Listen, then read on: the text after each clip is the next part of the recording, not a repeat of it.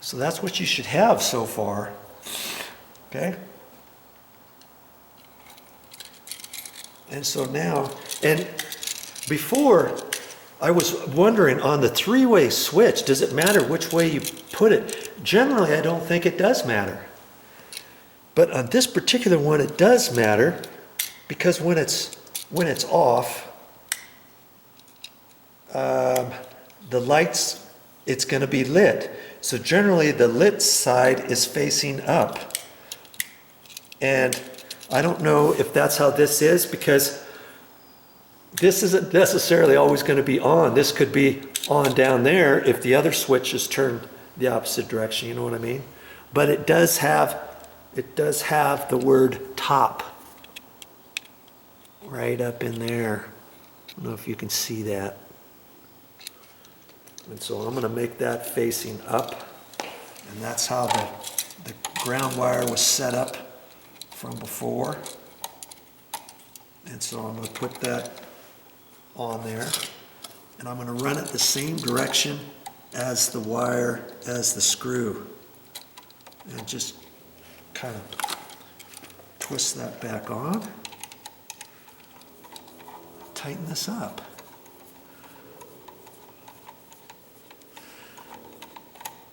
Usually I can figure stuff out. Okay. And we know that's going to be facing up. And we know the red wire was up in that top screw. Now what I'm going to do, I'm just going to go ahead and tighten these screws down. I just don't want them in the way, you know, when I push everything back in. I don't have to overly tighten them, but just so that they're snug. That's just something I do.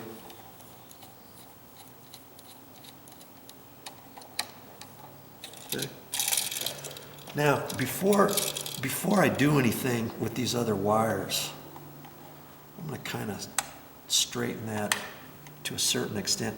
But on this one, the sheathing was stripped. I don't know if you can see that. Let's see if I can't move you in there really nice and close. You see that right there?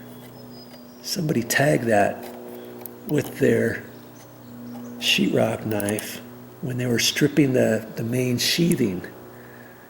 That's a no-no, because if that touches anything else in there, it could cause a short, it could cause a spark, it could cause a fire, lots of things it could cause.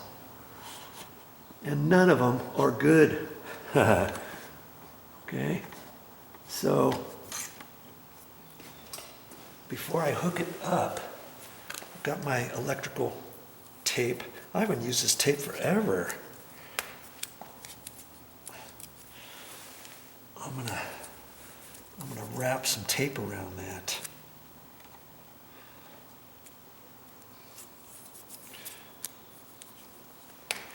And I'm just going to pull it off. Some guys do it with the roll of tape on there. You can do it that way, or you can do it this way. I just want to make sure you get it on, you know, pretty tight. Okay, so I'm just wrapping this so that wire, that bare wire, is not exposed. That's a no-no. No, we don't want that. Wow, I'm glad I'm taking this one apart, I guess. Okay. And I think, just for the sake of argument, I'm going to put a little bit more on.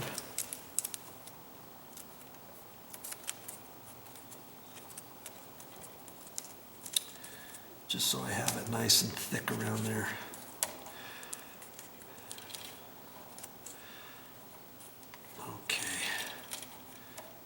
I'm good. That'll keep it protected. Okay? You with me so far? I'm going to look at this, and remember the red wires going up at the top. And on there, here's the old one here. Okay. There's little holes where you can put the wire. You just look for the hole, stick your wire in it. And it's got a little spring-loaded deal in there. It kind of catches. And you saw how I pulled it out. And if you can't pull it out, see, push it in there and pull back on it. Make sure you get it in the right hole, not the hole where you put your screwdriver, okay? Now I can just take these, make sure I get it in the right hole, push it in there. Boy, that one's okay. Like that. Okay.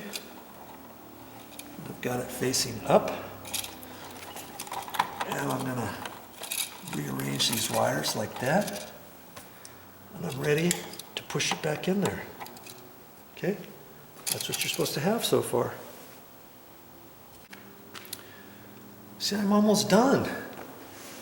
Now, these screws are in here, and what I like to do is push this all the way in so that I make sure that I don't have too much tension on these wires. So I have to kind of put it at a slight angle because I can't push it straight because the screw's going to go in there. You know what I mean? And sometimes if I have a lot of wires, I'll take the screws out so I can just push it straight in. Okay, now it's just about fishing for the screw holes. Don't tighten this up yet.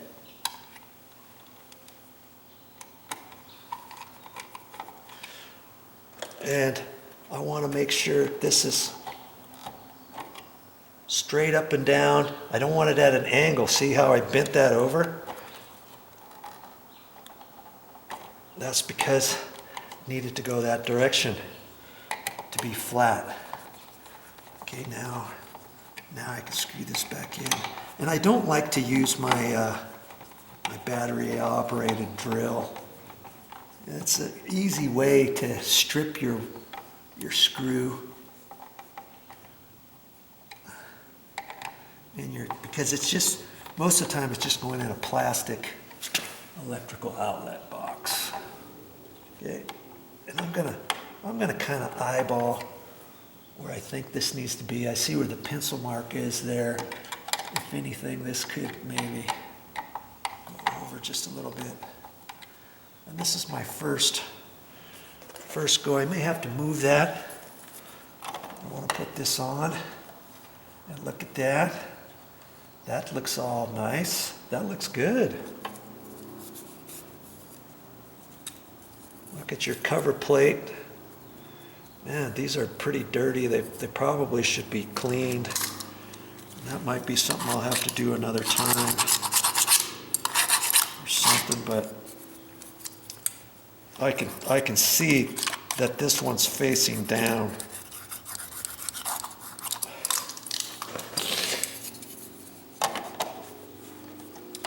That looks pretty good, huh? Now, I can check this. And that's what it looked like. It looked like the top needed to go over. So whoever installed this initially, they should have pushed it over that way a little bit. And so I'm going to see what I can do about that, if this will move.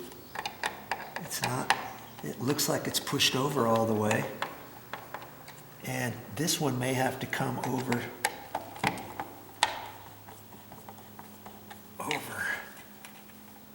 that way a little bit. See how there's movement. I can move it over that far. Get that back in there. Boy. Which means now I have to loosen this up and move that over a little bit. Let's just see what that does.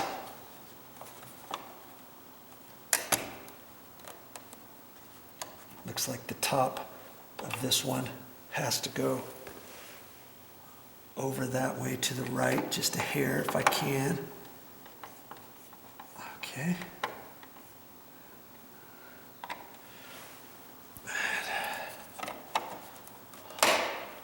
And even when the plate is on, you can see a slight gap here. So if you can see that, and if the gap looks like it's off a little bit, you can still move it. This bottom could go to the left just a little if I can. Okay. I think that's good.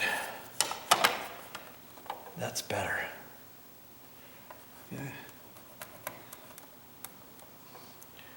Now, I'll put my little trim screws back up.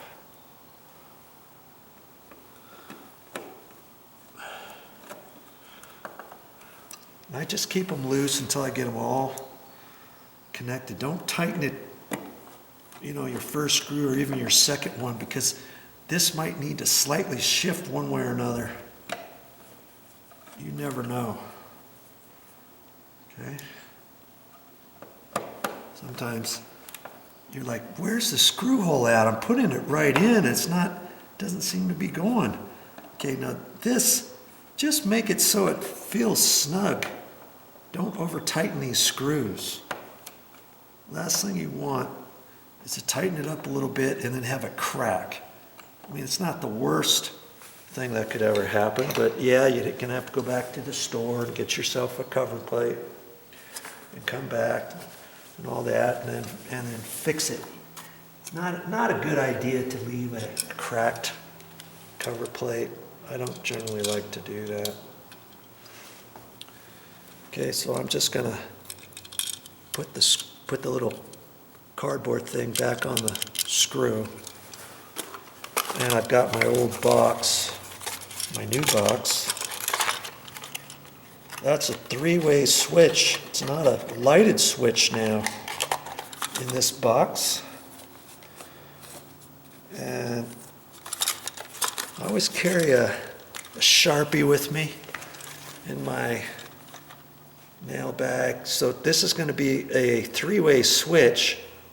It's just not a lighted switch anymore. Three-way.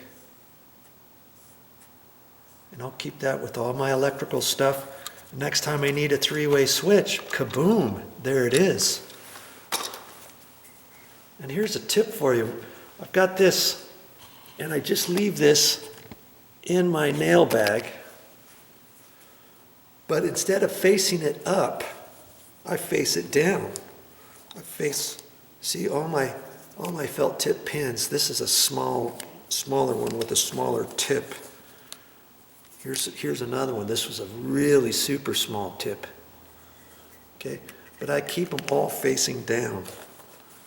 That way it doesn't dry the tip out. If you leave it like that, you leave it in your nail bag, after a few months, this tip has a tendency to dry out. So I just leave them upside down. There.